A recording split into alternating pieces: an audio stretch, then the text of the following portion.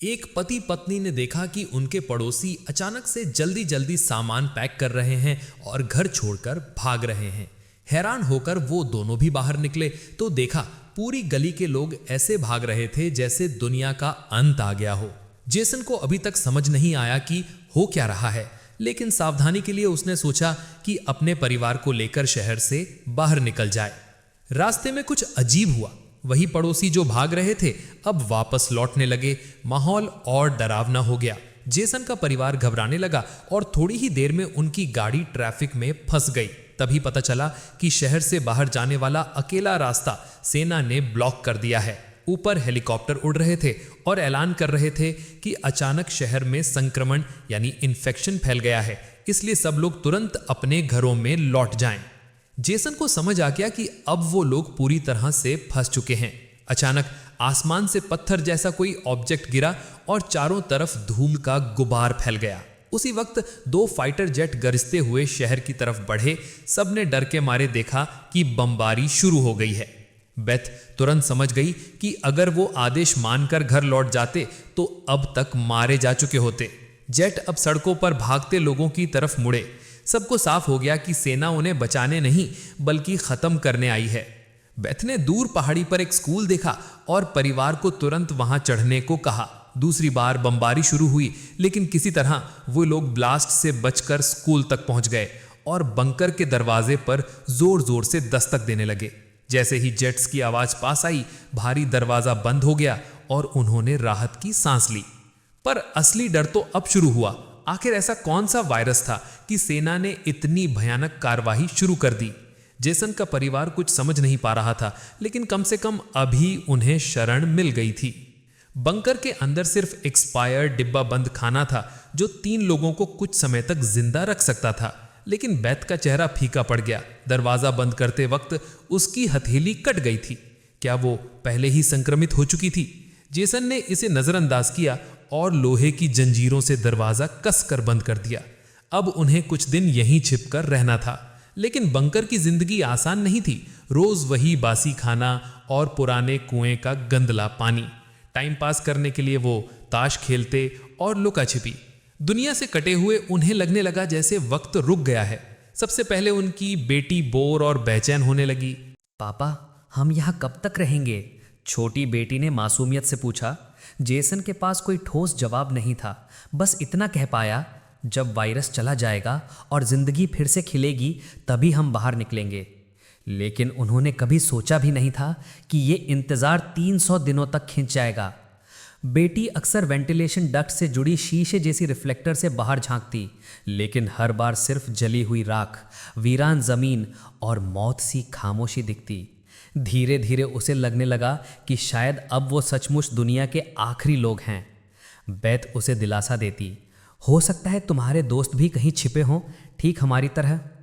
एक दिन बेटी ने एक डिब्बा खोला, लेकिन वो खाली था। पीछे छोटे से छेद से खाना चोरी हो चुका था।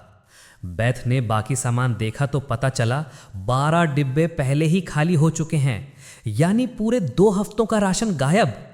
उसका दिल बैठ गया। शक हुआ कि चूहे वेंटिलेशन डक्ट से अंदर घुस आए हैं।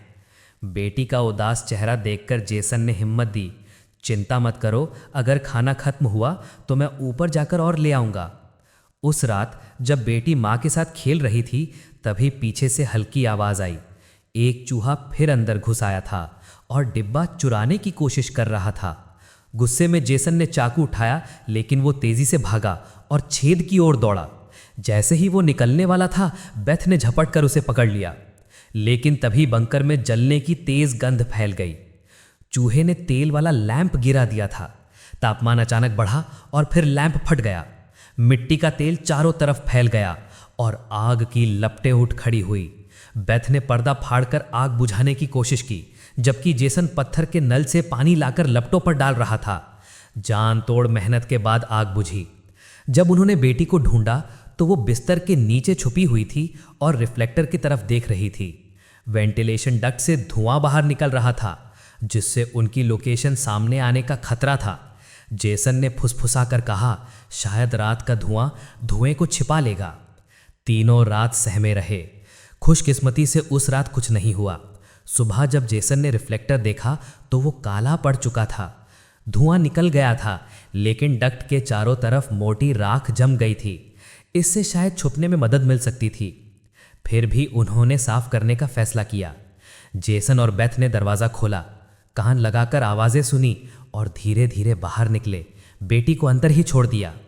समय बीतता गया, लेकिन वो वापस नहीं आए। घबराई हुई बच्ची स्टूल पर चढ़ी और रिफ्लेक्टर से बाहर झांका। उसने देखा कि उसके माँ बाप दरवाज़ा छिपाने की कोशिश कर रहे हैं। तभी दूर जंगल में एक काली छाया सरकती नजर आई। डरी हुई बच्ची ने चिल्लाकर कहा, पापा पीछे देखो। लेकिन वो बहुत दूर थे, सुन ही नहीं पाए। घबराकर वो बाहर भागी, लेकिन वहां पहुंचने पर माँ बाप नजर नहीं आए। कांपते हुए वो रोने लगी। अचानक 2 हाथों ने उसे पकड़ लिया। वो जेसन और बेथ ही थे। तीनों जल्दी से वापस बंकर में घुसे। जेसन ने दरवाज़ा लकड़ी की तख्तियों से बंद किया और लोहे की जंजीर से कस दिया। फिर उसने सबको चुप रहने का इशारा किया और कान जमीन पर टिका दिए। ऊपर से भारी कदमों की आवाज़ आ रही थी, ठहर ठहर कर, जैसे कोई ढूंढ रहा हो। कुछ जानता था कि वो यहीं नीचे हैं। बेटी डर से फूट फूट कर रोने लगी। बेथ ने उसे गले लगाकर चुप कराने की कोशिश की। आवाज़ हुई तो हम सब खत्म हो जाएंगे। जेसन ने किसी तरह ध्यान बटाया और बेटी धीरे धीरे चुप हो गई। लेकिन बेथ की नज़र वेंटिलेशन डक्ट पर ही अटकी रही। उसका डर बढ़ता जा रहा था। तभी एक जबरदस्त धमाका हुआ। बंकर हिल गया। कदमों की आवाज और भारी हो गई और आकर ठीक उनके ऊपर रुक गई। जेसन के माथे से पसीना टपक रहा था। वो डर जिसकी उन्हें आशंका थी अब सच बन चुका था। लोहे के दरवाजे पर किसी ने जोरदार धक्के मारने शुरू कर दिए। जंजीरें भयानक आवाज में हिल रही थीं। साफ था, बाहर जो भी था उसे पता था कि अंदर कोई है। हर बार के साथ सहारे की लकड़ी की बीमें टूटने लगीं। दरवाजा ज्यादा देर तक नहीं टिक पाएगा। हिम्मत जुटाकर बेथ सीढ़ी पर चढ़ गई और अपने शरीर के वजन से दरवाजा दबाने लगी। लेकिन धीरे धीरे ढक्कन ऊपर उठने लगा और अंदर झांकती 2 चमकती हरी आंखें दिखाई दी। उसी वक्त जेसन ने स्टील की पाइप तोड़कर फ्रेम में फंसा दी, जिससे दरवाजा जोर से बंद हो गया। अचानक ऊपर का दबाव गायब हो गया। दोनों ने जल्दी से बंकर को फिर से बंद कर दिया। कदमों की आवाज धीरे धीरे दूर होती गई, लेकिन जेसन के हाथ कांपते रहे। अब उसे यकीन हो गया था कि बाहर की दुनिया सिर्फ बेरहम सिपाहियों से नहीं, बल्कि डरावने दानवों से भी भरी हुई है। परिवार सीढ़ियों के पास दुबक कर बैठा रहा, थका हुआ, टूटा हुआ और पूरी तरह से निराश। अब उनका छुपने का ठिकाना उजागर हो चुका था। किसी भी पल दोबारा हमला हो सकता था, और हुआ भी। स्टोर रूम की शेल्फें हिलने लगीं। ऊपर से सैकड़ों कदमों की आवाज आई, जैसे किसी झुंड ने हमला बोल दिया हो। इस बार दरवाजा टिक न पाया। लोहे का गेट टूट गया। अंधेरे बंकर में सैकड़ों हरी आंखें चमक रही थीं। जेसन का परिवार डर के मारे पीछे हटता गया, लेकिन दानव लगातार अंदर घुसते जा रहे थे। जेसन ने तेल का लैंप फेंक दिया और दरवाजे पर कैबिनेट धकेल कर लगाया, लेकिन ये दीवार भी ज्यादा देर तक नहीं रुक सकती थी। तभी उनकी बेटी ने जमीन में एक छुपा हुआ रास्ता देखा। जेसन ने उसे तोड़ा और पहले पत्नी और बेटी को उसमें धकेल दिया। जब खुद अंदर घुसने की कोशिश की तो दंग रास्ते में उसका शरीर अटक गया। दानव बस कुछ सेकंड दूर थे। बेबस होकर उसने अपना हाथ तोड़कर खींचा और किसी तरह निकलने की कोशिश की। बेथ ने पूरी ताकत से उसे खींचा।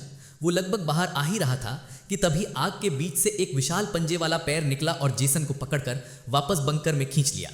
जेसन ने चिल्लाकर कहा, अपनी बेटी की हिफाजत करना, और फिर उसे अंदर घसीट लिया गया। बेथ और बेटी चीखते हुए अंधेरे सुरंग में भागे। पीछे से जेसन की जद्दोजहद की आवाजें गूंज रही थीं। बेस जानती थी वो उन्हें बचाने के लिए अपनी जान दे रहा है। दोनों बाहर निकले तो सामने एक विशाल दीवार खड़ी थी। अचानक हेलीकॉप्टर की तेज रोशनी उन पर पड़ी। ऊपर से एक जाल गिरा और माँ बेटी उसमें फंस गईं। जाल के बीच से बेथ ने देखा, काले कपड़ों और चमकती हरी आंखों वाले साए उनकी तरफ आ रहे हैं। लेकिन पास आने पर सच्चाई सामने आई। ये राक्षस नहीं बल्कि हैजमैट सूट पहने सैनिक थे। सैनिकों ने तुरंत सिरिंज निकाली और दोनों के गले में चुभोती। काला खून टपकने लगा। कमांडर ने कहा, ये संक्रमित हैं, दोनों को खत्म करो। असल में जब वायरस पहली बार फैला था तब ज्यादातर लोग पहले ही हवा से संक्रमित हो चुके थे। ये वायरस अदृश्य था, बेहद तेजी से फैलता था। सेना के पास रोकने का सिर्फ एक तरीका था, बेरहम कत्लेआम। बेथ ने देखा कि सैनिक उसकी बेटी पर बंदूक ताने हुए हैं। उसका दिल चीर गया।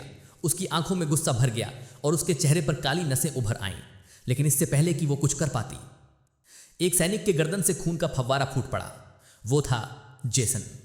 वो लौट आया था। उसकी आंखें अब लाल चमक रही थीं। उसकी ताकत कई गुना बढ़ चुकी थी। संक्रमण ने उसे राक्षस बना दिया था। जेसन ने पूरी जान लगाकर लड़ाई की, लेकिन गोलियों की बौछार के सामने उसका टिकना मुश्किल था। भाई चाहूं तो मैं यहां से आगे की स्टोरी को season finale style Cliff hanger पर छोड़ दूं, जैसे कि क्या जेसन बच पाएगा वाला सस्पेंस, या फिर पूरी तरह एंडिंग लिख दूं। जेसन जमीन पर गिर पड़ा, हांफते हुए, आखिरी सांसें लेते हुए। लेकिन उसकी कुर्बानी बेकार नहीं गई। उस अफरा तफरी के बीच बेथ और उसकी बेटी किसी तरह जाल से निकल भागी। सैनिक हर तरफ बिखर गए उन्हें ढूंढने के लिए। उन्हें पता ही नहीं था कि बेथ खुद बदलना शुरू कर चुकी थी। उसने कई सैनिकों को बेरहमी से मार डाला, लेकिन आखिरकार वो भी घायल होकर एक कार की छत पर गिर पड़ी। साया में छिपी उसकी बेटी ये सब देख रही थी। गुस्से में अंधी होकर उसने भी बदलना शुरू किया और एक सैनिक पर टूट पड़ी। लेकिन इससे पहले कि वो उसे मार डालती, बेथ ने उसे रोक लिया। उसने अपनी बेटी को कभी राक्षस न बनने देने की कसम खाई थी। धीरे धीरे बेटी शांत हुई, उसकी काली नसें गायब हो गई। लेकिन जिस सैनिक पर वो हमला कर चुकी थी, अब उसके सूट में दरार थी, और वही दरार वायरस को उसके अंदर खींच लाई। वो भी अब मौत की ओर बढ़ चुका था। गंभीर रूप से घायल जेसन ने आखिरी बार अपनी बेटी की तरफ देखा, अपना जाना पहचाना अलविदा कहा और हमेशा के लिए आंखें बंद कर लीं। तभी एक और हेलीकॉप्टर ऊपर मंडराने लगा। बेथ ने तुरंत अपनी बेटी को पकड़ा और भाग निकली। वो कबाड़ के ढेरों के बीच छिपती रहीं जब तक कि उन्हें जमीन के नीचे जाने वाला एक रास्ता ना मिल गया। अचानक अंधेरे में रोशनी जली और वहां एक छोटा सा लड़का खड़ा था, उनका पुराना पड़ोसी। उसने उन्हें एक छिपे हुए तहखाने में ले गया। वहां पहले से ही कई जाने पहचाने चेहरे थे, ऐसे लोग जो जीवित रहने के लिए चूहों की तरह अंधेरे में छिपकर रह रहे थे। जेसन का परिवार हमेशा राक्षसों से भागता रहा, लेकिन सच्चाई ये थी कि उस साफ दुनिया की नजरों में वो खुद राक्षस बन चुके थे। और अगर आप गौर से देखें तो समझ आएगा कि उन्हें हमेशा से पता था कि वो संक्रमित हैं। यही वजह थी कि वो बार बार अपनी बेटी को समझाते रहे, कभी गुस्से में मत खोना, क्योंकि गुस्सा ही उस डरावने रूप को बाहर लाता है। और मेरे दोस्तों, यहीं पर आज की कहानी खत्म होती है। अगर आपको ये कहानी पसंद आई तो जुड़े रहिए, क्योंकि अगली बार फिर मिलेंगे।